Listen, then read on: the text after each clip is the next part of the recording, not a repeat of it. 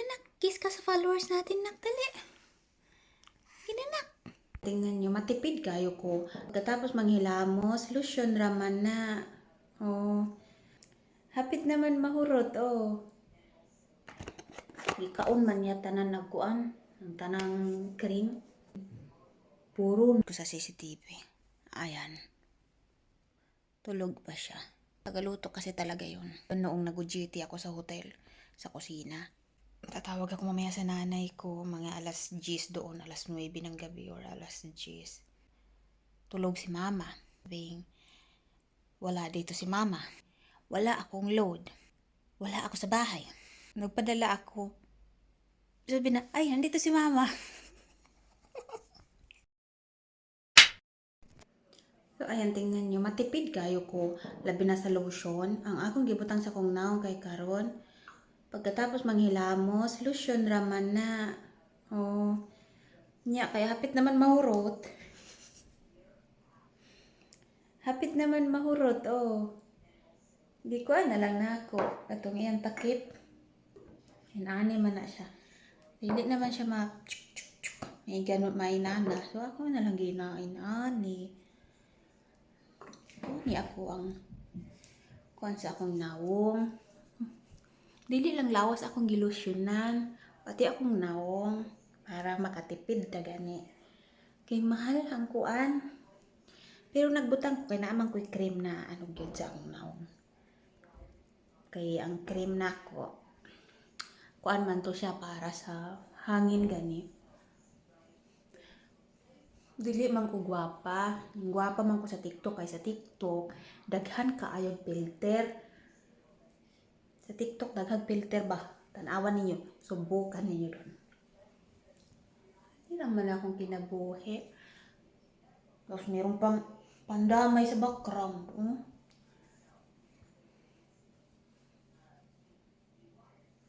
Nagkuan lang ko ba kay usahat? Nagkuan gid ako ang nawong.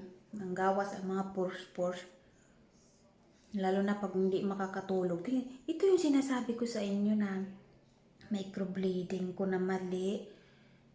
Nandito yung buhok ko, microbleeding na sa taas. Nandito yung microbleeding, yung buhok ko na sa taas. Parang nagkabaliktad ba? Niraman ko. Tapos ang pagwapata, nagpakita ko sa inyo. Tapos, meron akong, ano bang tawag doon? Gimbal ba yun? Oo, gimbal. Kaso matrabaho man siya gamiton, oy. Nag-dress ko pero naglagay ko. Lo, nadumihan. Nag-dress ko pero nilagyan ko ng damit sa ibabaw. Okay, para, ayan oh. Nakikita nyo. Ayan, mag-lotion ta. So, ito yung aking mag-ano tayo. Magpagwapa tagamay, samtang yung anak ko tulog bago tayo umalis kasi pupunta kami ng tindahan. Tapos, magsisimula yata ngayon yung tagaluto yata. Magsisimula ngayon. Tapos, ano, dito.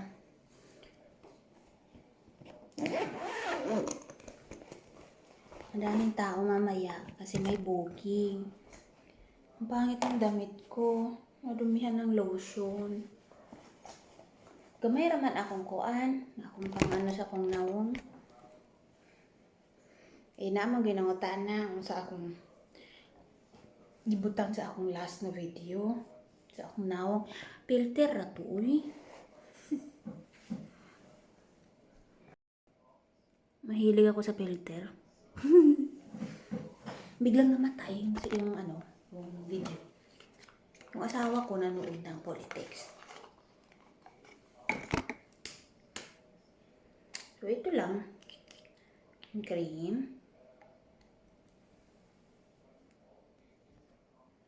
Inanaraman ko.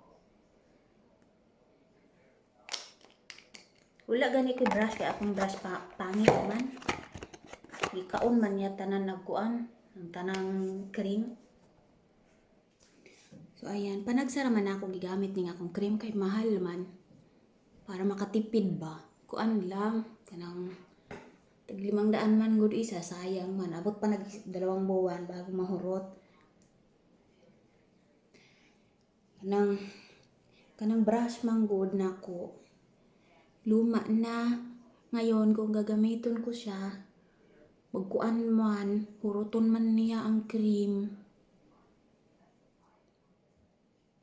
Wala ko kabalo kung unsaon man pagkuan na ang cream ay dili mawala sa naw.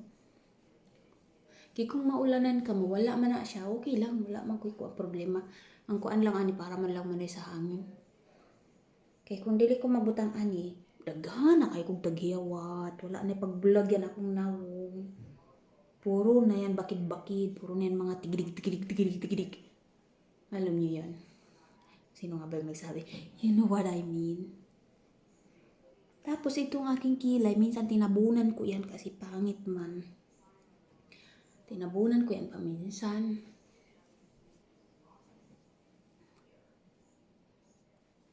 Ganun raman.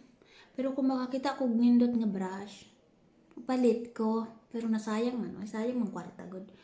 Kung naang kwarta ako na lang ipadala sa akong inahan. Okay, mag-isa naman gud akong inahan, wala naman gud akong amahan. Patay naman akong tatay na dating nagtatrabaho. Wala na itutulong sa nanay ko. Dagdagan mo pa sa mga kapatid ko na panay ingay sa bahay. Sakit lang ang ulong binigay sa nanay. Kawawa ang nanay ko. Magsisigawan. May pamangkin pa no. May pamangkin pa hindi pa lupig. Ay, ambot. Tapos, mura man na akong ginahimo sa akong naong, mga nangutan na dera. Pero, sa di ko magbutang, kaya kung dili man ko mugawas, dili ko magbutang pag dara ako sa balay. Dili ko magbutang. Tapos, kaya wala may hangin dito sa balay na. Tapos, kung nga akong asawa rin nagmamadali, doon ako naglalagay sa sasakyan. Kasi yung asawa ko kasi parang military time. Pag sinabi niya alis, dati ganito may kwento ko sa inyo. Dati, noong baguhan ako sa Sweden, alam niyo ba? Sabi niya, alis tayo ng alas 12. Tayo sa Pinas, pag sinabi alis na alas 12, nagsisimula ako maghanda. Hindi pa ako nagbibihis na nagliligo pa ako. Yung pala, alas 12, mismo lalabas ng bahay. Galit na galit asawa ko eh. Sabi niya, bakit ngayon ka lang nag-aayos? Paalis na tayo, late na ako sa meeting, bla bla bla bla bla. Pagalitan ako di oras. Sabi ko sa susunod, pag sinabi nga alis ng alas 12, aalis talaga. Dapat lalabas ng pintuan. So natuto na ako.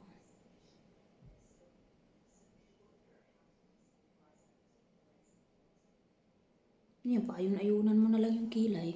Kasi ano ba magagawa natin? Hindi na mawawala yung microbleeding. Yan yung sinasabi ko doon sa video. Yung sa last video ko na mahirap magpalagay ng permanent na ano. Kasi diba nagsabi doon sa rito, may nagsabi doon na magpaparitoki pa daw ako kung magkapira ako. Pag kinakailangan, bakit hindi? Pero pag hindi kailangan, wag na. Sayang ang pera. Bili ko na lang ng lote, sabi ko doon.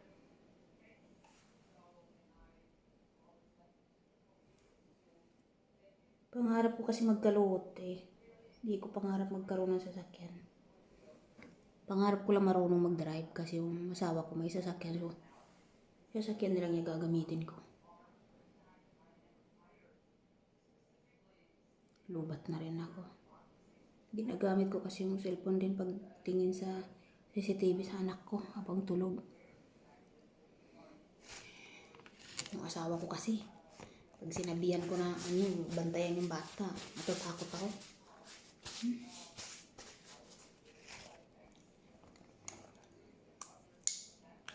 Ito yung lipstick ko. Ilang taon na ba to sa akin? 2015 pa yata ito. Baka expire na to. Malapit na maubos. Ganyan lang naman ang ginawa ko sa mukha ko pag aalis kami. Maghugas ng mukha, Meron ako yung nakita niyo sa video ko. Nagbabrush ako, ganun. Binabrush ko yan kasi para mawala yung mga tigilig-tigilig. Tapos, ano bang tawag ng tigilig-tigilig? Yung mga something sa mukha para ma-brush out. Tapos the lotion, and then kung meron kayong mga prime minister dyan, pwede nyo ilagyan para para mag-shine yung inyong face lock. Diba? Yung mga prime dyan. Parang may prime na yata tong ano kay. Itong cream ko. Yung prime minister. Serum, ganun. Yun lang. Tapos ito. Tagal na rin to. Expire na yata to. So, ayan. Naputol kasi nalubat ako. Nakatanggap kami ng... Lagi naman kami nakatanggap ng ganitong sulat. Galing sa isang organisasyon. Mga Alzheimer, ganun. Alam niyo, huwag kayong magpapaniwala sa mga ganyan. Kasi hindi natin alam kung pag mag-donate kayo, kung totoo ba talagang doon nila yan ibibigay. So, ayan. Ayan yung itsura ko. Pagkatapos, ganyan lang, simple lang. Wala na dito yung asawa ko kasi siya. Natulog pa kayong aming anak. Pinapanood ko sa CCTV. Ito, tingnan nyo. Nasa kwarto kasi siya ngayon. Ayan. Tulog pa siya. Kaya hindi muna kami aalis. Pag gising niya, saka kami pupunta ng tindahan. Ayaw ko siyang gisingin kasi hanggang maghapon kasi kami doon mamaya. Usually, lang kami, magtatrabaho kami ni baby. Friday, Saturday. Tapos pag may tournament mga linggo. Kaya lang, may booking. Kahapon din may booking. Pero may kasama na ako ngayon. Na bago kasi start siya ngayon. Kaya kailangan namin pumunta. Pag natuto na siya, cook kasi yun. Tagaluto kasi talaga yun. Di ba sinabi ko na sa inyo? Kakilala ko na yun noong nag-GT ako sa hotel. Sa kusina. Kasi nag-aaral ako noon. So, yun. Kaya pag nasanay na siya sa kusina ko, na hindi gaano kasing laki ng hotel, so, pwedeng hindi na muna kami ni baby. Pahinga muna si baby. Ang bait ng anak ko kasi siya hindi siya masyadong maingay. Mas gusto niyang tumingin tapos habang nagtatrabaho kami, natutuwa siya. Mas mahilig siya lumapit sa tatay niya kaysa sa akin. Sabi siguro niya, pagod na ako sa'yo, mama. Lagi na lang ikaw yung kasama ko araw-araw. Sabi siguro ng anak ko. So, yun. Ay, makakapagod. Tapos mamaya, tatawag ako mamaya sa nanay ko. Mga alas 10 doon, alas 9 ng gabi or alas 10. Actually, binilang ko ng cellphone yung nanay ko para makausap ko talaga siya. Kasi, dati, nung wala pa siyang cellphone, pag tumawag ako sa mga ko doon, mga kapatid ko. Ano bang tawag nung kapatid ba yun? Kasi ako kasi yung bunsong babae. Tapos ng isa pang lalaki, yung mga nakakatanda sa akin, mga kapatid ko. Ayun, mga kapatid.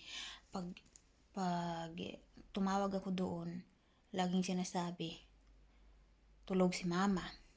Tapos pagkatawag na naman ulit, sasabihin, wala dito si mama.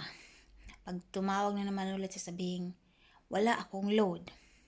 Pag tumawag na naman ulit ako, sasabihin na naman, wala ako sa bahay. Pero pag tumawag ako, sasabihin ko na nagpadala ako, sabihin na, ay, nandito si mama. Tawang-tawa talaga.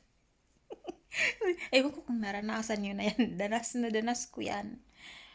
Pero, naiintindihan ko naman. Tapos yung isa kong ate, bago siya umalis, mag-abroad ng first time niya, parang nag-tourist lang kasi yun Sabi niya, bilhan natin ang cellphone si mama. Sabi ko, sige bilhan ko na lang. Mayroon namang cellphone doon na mura na maganda.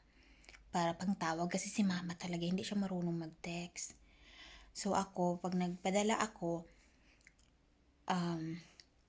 halimbawa nakapagpadala na ako, bago ko sabihin doon sa hinulugan ko, kasi si mama hindi siya makamarunong magkuan, hindi siya kabalo magsulat, tapos lisod na pod siya maglakaw-lakaw ba. So lisod na siya maglakaw-lakaw, maong sa uban na lang na ako sa mga kapatid ko. Ngayon, bago ko ipaalam sa kanila, tatawagan ko muna si mama kung magkano yung binigay ko sa kanya na buo. Saka ko sinabi sa kanila. Para pag inabot kay mama, alam ni mama kung magkano yung dapat niyang matanggap. So, sa awa naman ng Panginoon, mga kapatid ko, pag sinabi ko na ganitong halaga bigay mo kay mama ng buo, binigay naman nila. So, dun pa lang papasalamat na talaga ako.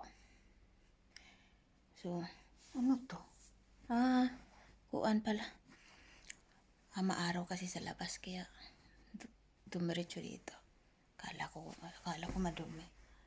Ayun. Ayan. Kumot ng aking palangga. So, yun. So, sa tuwing tatawag na, alam nyo, ang dami kong kaspa dito sa Sweden. Sobra. Ay, ano bang kaspa sa Tagalog? Ano bang kaspa sa Tagalog? Ewan ko kung tawag yung kaspa sa Tagalog. Yung dito yung sa buhok, tapos yung puti-puti. Ano pa tawag dun? Basta sa amin, kaspa yan eh. Yung... Basta yun na yun. Ewan ko kung anong tawag yun sa inyo. Yung puti-puti dito sa dito. Dito sa buhok. Ganyan. Nagkakaspa talaga ako, ang dami. Simula napunta ako dito sa Sweden, lagi nilang ganyan. So, bumibili na lang ako ng gamot. Kaso yung gamot mabaho. Kaya hindi ako masyadong gumamit. Siguro, once a week lang. Hindi gaano. Natatanggal naman pag gumamit ako nun. So, dinadamihan ko muna. Pag medyo madami-dami na, saka ako gumamit kasi mabaho yun eh. Sa pharmacy na bibili. So, yun. Pagkatapos kong mag-makeup, simpleng makeup, kumain ako ng cake. Hindi siya cake. Para siyang pie na Ang cake na nga siya. Pear cake siya, pear. Kumbaga sa Sweden, päronkoka. So yun, alagaan yun yung mga sarili. Tama yung nag-comment sa last video ko na dapat talaga mag-ipon, unahin ang sarili kasi mahirap na nasa ibang bansa. Yung ate ko nga, nag-abroad siya. Hanggang sa natapos niya yung kontrata, paiba-iba siya ng amo. Nung una nag-aaral siya doon habang nagtrabaho sa ibang bansa. Tapos ngayon, pag uwi niya, wala siyang pera. So, pero tutulungan ko naman yun. Mas maganda naman na tumulong tayo para ibigyan din tayo ng Panginoon. Kasi pag mapait ka sa kapwa mo, lalong-lalo na sa pamilya mo at sa mga magulang mo. Naalala ko si Papa. Wala na, namatay na kasi siya. Ngayong October 17, 2023 siya namatay, October 17. 3, 4, 5. Magto 2 years na siya ngayong next month. Kaya pala si mama ko medyo malungkot. Kasi naalala niya si Papa. So yun. Lagi nga daw na naginip si mama eh. Isasama daw siya ni Papa. Sabi ni mama, wag na muna kasi nandito pa yung mga apo mo. May apo pa sa tuhod, oh. So yun. Salamat. Parang may butas yung ako dito. Nagpalagay ako ng dyan eh. Na para hindi ako magkaanak.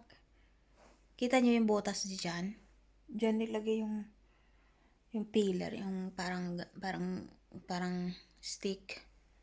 Para hindi ako magkaanak agad. Matagal ako nagkaanak. Umabot ng 12 years saka ako nabuntis. Pero ngayon lang ako naglagay. Kasi sabi ng nurse, ay doktor, nurse ba yun? Nurse ko, noong buntis ako na, matagal ako nagbuntis, pero once na mga anak ako, mabilis na.